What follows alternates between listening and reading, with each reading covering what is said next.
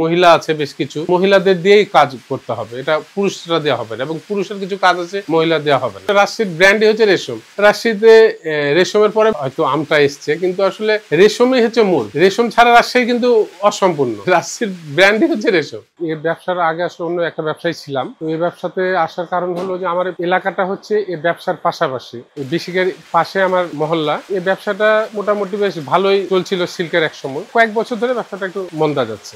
রেশম সুতা এক সময় আমি যখন ব্যবসা শুরু করি তখন 1 থেকে 1,500 টাকা কেজি ছিল। আজকে সুতার মূল্যটা হয়ে গেছে 9,000 টাকা কেজি, যেটা অনেক ডিফারেন্স হয়ে গেছে। একটা কাপড়ের মূল্যটা ছিল সেটা আসলে 7-8 গুণ বেড়ে গেছে। এই কারণে এটার কাস্টমার আসলে কমে গেছে। ফ্যাক্টরি একসময় অনেক ছিল, এখন আস্তে আস্তে ফ্যাক্টরিও কমে যাচ্ছে। মোটামুটি এখন যে অবস্থায় আছে, আসলে এই অবস্থায় থাকলে ব্যবসা যেভাবে চলছে, সামনে এভাবে থাকলে আসলে এই ব্যবসা হয়তো আমরাও থাকতে পারবো কিনা জানি না। রেশমটা তৈরি হয়, কিন্তু এর পরিমাণ তৈরি হয়, সে পরিমাণটা আসলে আমাদের এই ফ্যাক্টরি কাভার করে না। এটা আমাদের চায়না থেকে আসে ঢাকায়, ঢাকা থেকে আমরা এই সুতাগুলো নিয়ে এসে আমরা আসলে এই সুতাটা ব্যবহার করি। রেশম এমন একটা জিনিস যে এই কাপড়গুলো এতই আরামদায়ক যেটা আপনি যে কোনো মৌসুমে ব্যবহার করতে পারবেন, এবং যে কোনো ভালো প্রোগ্রামে এই সিল্ক আপনি ব্যবহার করতে পারবেন। আমি মূলত সার্ভিসিং করি। সবুরাজ সিল্ক আমার কাছ থেকে বেশ পরিমাণ আসলে ভালো পরিমাণে কাপড় নেয়। কিছু কাস্টমার আমার ঢাকার আছে, কিছু রাজশাহী লোকালও আছে। আমি ব্যবসাটা আসলে ছোট আকারে শুরু করেছিলাম এক সময়, একটা জায়গা ভাড়া নিয়ে শুরু করেছিলাম। পরবর্তীতে জায়গাটা আমি নিজেই আসলে ক্রয় করে এখানে আমি আস্তে আস্তে ছোট থেকে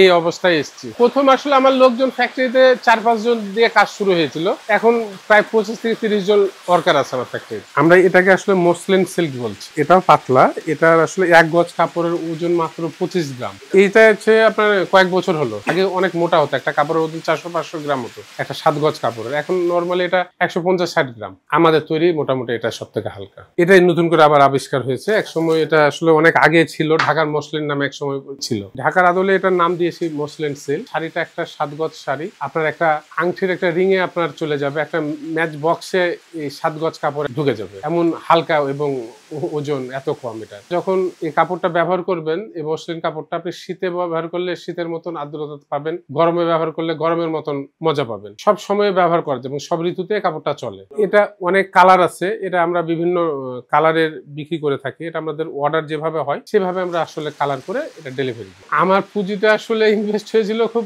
সামান্য দিয়ে শুরু করেছিলাম। আমি অন্য একটা ব্যবসায় ছিলাম, ওই ব্যবসা থেকে আমি ক্লোজ করে আস্তে আস্তে এখানে ইনভেস্ট বাড়াই।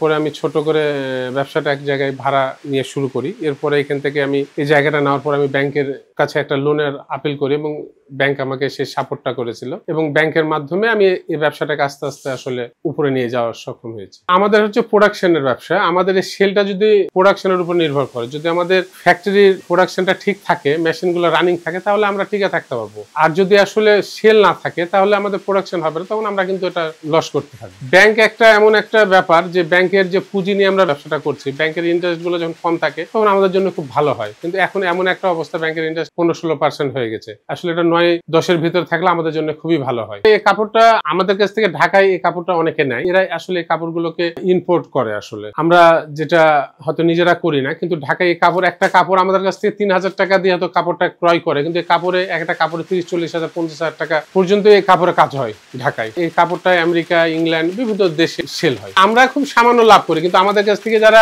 এই কাপড়টা নিয়ে কাজ করে আসলে সেল করে, তারা কিন্তু এটা সব থেকে বেশি মুনাফা পায়। আমাদের আসলে লাভটা খুব সামান্য। এখন বর্তমান যে অবস্থা, দেশের পরিস্থিতি, যে ব্যবসা বাণিজ্য, তাতে আসলে খুব ভালো অবস্থা। শ্রমিকরাও নাই। শ্রমিকরা ভালো থাকে তাহলে আমরা ভালো থাকতে পারি, শ্রমিকরা যদি ভালো না থাকতে পারে আমরাও ভালো থাকতে পারি না। কারণ কাজ যদি না হয় তাহলে আমাদের প্রোডাকশন হবে না, প্রোডাকশন না হলে আমাদেরও বেনিফিট, তাদেরও কাজ নাই।